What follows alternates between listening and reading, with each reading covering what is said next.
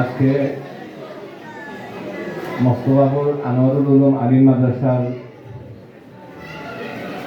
সাবেক অধ্যক্ষ জনাব হযরত মাওলানা আব্দুল নূর সাহেব এবং আমি অদমকে বিদায় সম্বোধনা দেওয়ার জন্য আপনারা যে অনুষ্ঠানের আয়োজন করেছেন,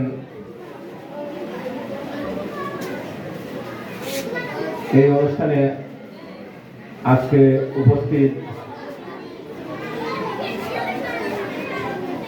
মোস্তফাপুর আনোয়ারুল উলুম আলিম মাদ্রাসার সম্মানিত সভাপতি এবং আমাদের মাধ্যমিক শিক্ষা কর্মকর্তা জনাব সালাম স্যার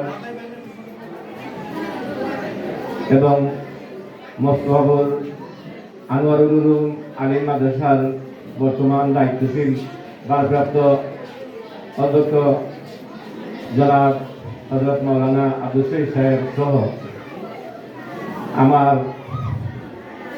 দীর্ঘদিনের সহকর্মীবৃন্দ, আজ আমার মনটা দীর্ঘ ৪৫ বছর এই মাদ্রাসার সাথে আমার সম্পর্ক।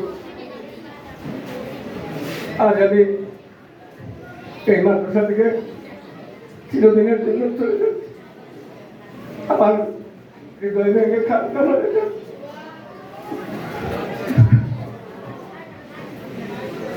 আমি কি বলবো, আমি বাসা হারিয়ে ফেলছি,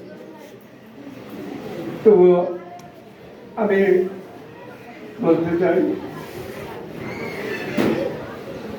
আমার সহকর্মীবৃন্দ, বিশেষত যদিও সুপার হুজুর মাওলানা আব্দুল সাহেব প্রতিষ্ঠান প্রধান ছিলেন, কিন্তু তিনি ছিলেন আমার একজন বন্ধু।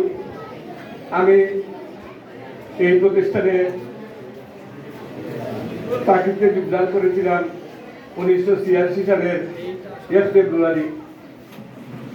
অবশ্যই বিভক্ত হয়েছিল পরে, আর হুজুরের নিয়োগ হয়েছিল 1990 সালের শুরুতে। হুজুর এখানে আসার পরে আমি নিজের ভাইয়ের মতো, বন্ধুর মতো করে ওনার সাথে সব সময় দিয়েছি। আমি এবং আমাদের স্টাফের যারা ছিলেন প্রত্যেকেই আমরা হুজুরকে সহযোগিতা করেছি। হুজুর আমাদেরকে পাশে টেনেছেন, কোনোদিন আমাদেরকে দূরে ছেড়ে দেননি এবং আমাদের সাথে কোনো হিংসাও করেননি। আমরা ওনাকে অন্তর থেকে ভালোবেসেছিলাম। আস্তে আস্তে আমরা সব দূরে সরে যাচ্ছি। আমার কলিগ, আমার সহপাঠী জনাব মাওলানা ফজলুর রহমান সাহেব, উনিও গত বছর রিটায়ার করেছেন। আমরা মোস্তফাপুর মাদ্রাসায় 1976 সালে আমরা ভর্তি হয়েছিলাম। আমি যখন এই মাদ্রাসায় 1977 সালে ভর্তি হই, তখন মাদ্রাসায় এসে দেখেছিলাম আমাদের এনাদগঞ্জ বাজারের বিশিষ্ট ব্যবসায়ী জনাব হাজী নসরুল ইসলাম সাহেবকে। আমরা স্কুল জীবনে একই দিঘিরপাড় প্রাথমিক বিদ্যালয়ে একই সাথে লেখাপড়া করেছিলাম। আরো ছিলেন হযরত মাওলানা আল মসউদ্দিন। এই মাদ্রাসায় দেশে আমি প্রথম ভর্তি হই ক্লাস 4-এ। তখন আমার ক্লাসমেট ছিলেন মাওলানা আব্দুল শহীদ সাহেব, কিন্তু ওই বছরই আমাকে 5ম শ্রেণীতে লেখাপড়ার সুযোগ করে দেওয়া হয়। তখন আমার ক্লাসমেট ছিলেন হাজী নসরুল ইসলাম সাহেব, মাওলানা ফজলুর রহমান সাহেব, মাওলানা আল মসউদ্দিন সাহেব। আমরা একই সাথে ছিলাম। আমরা 1979 সালে 7ম শ্রেণী থেকে 8ম শ্রেণীতে উত্তীর্ণ হই, কিন্তু মাদ্রাসার রেজিস্ট্রেশন বা মাদ্রাসা এমপিভুক্ত হওয়ার জন্য তখন আমাদের দশম শ্রেণীতে কোনো ছাত্রই ছিল না। তখন নবম শ্রেণীতে ছিলেন মৌলানা আলতাফুদ্দিন, বর্তমান তাইরুল মাদ্রাসার প্রভাষক, এবং আরেকজন ছিলেন রামপুরের মোহাম্মদ আব্দুল মান্নান সাহেব। তারা দুইজনকে নবম শ্রেণী থেকে প্রমোশন দিয়ে দেওয়া হয় দশম শ্রেণীতে, আর আমি আর মৌলানা ফজলুর রহমান সাহেবকে অষ্টম শ্রেণী থেকে প্রমোশন দিয়ে দেওয়া হয় নবম শ্রেণীতে। তখন অবশ্য এখন বর্তমানে যে বোর্ডের নিয়ম কানুন এতটা ছিল না, যে কারণে এই ধরনের প্রমোশন দিতে কোনো সমস্যা ছিল না। পরে আমরা 1981 সালে আব্দুল মান্নান এবং আলতাফুদ্দিন সাহেব তারা পরীক্ষা দেন, ইনশাআল্লাহ তারা পাস করে আসেন। পরবর্তী বছর আমি এবং মৌলানা ফজলুর রহমান সাহেব 1982 সালে আমরা দাখিল পরীক্ষা দিই। আমরা দাখিল পরীক্ষা দিয়েছিলাম বিশ্বনাথ মাদ্রাসার অধীনে, আর তারা দিয়েছিলেন তাইরুল মাদ্রাসার অধীনে।